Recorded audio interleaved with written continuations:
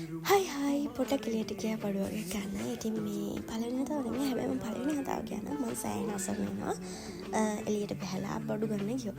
ලංකාව වගේ නෙවෙයි ඉතින් කිරණ බඩු අපිම කිරලා බිල් කරලා පේ කරලා තමයි ගන්න ඕන. හැබැයි ඒක පුරුදු වුණාම හිතනවට වඩා ලේසි. මෙහෙම ඇලුම් වල කන්න තියෙන්නේ පාස්ලි කොලයි නෝකොල් කොලයි මෙයා මේ තෝරන්නේ ගෙඩියට වඩා කොල තමයි.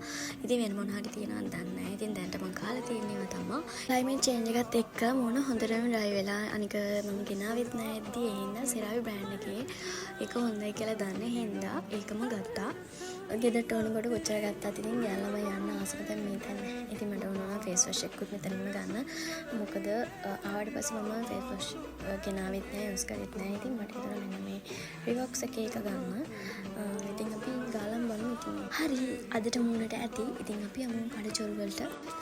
කොච්චර කඩචෝරු තිබ්බත් ඉතින් තාමත් හිත ඉල්ලන්නේ මෙන්න මේක. ඊට පස්සේ අපි ගියා නෙමෙයි ආසම තැන. ඒ වගේම තමයි මාත් ආසම තැන. හැබැයි මේ බෝතල් වලට සමහර බෝතල් තියෙනවා මාර ලස්සනයි. හරි ලස්සන හැඩේ දැක්කම බොන්න හිතෙනවා. ඉතින් ඔය අතරේ කමරි අපි බඩු ටික අරන් ආවා ඉතින්. අදට ගිහින් එන්නම් බයි බයි.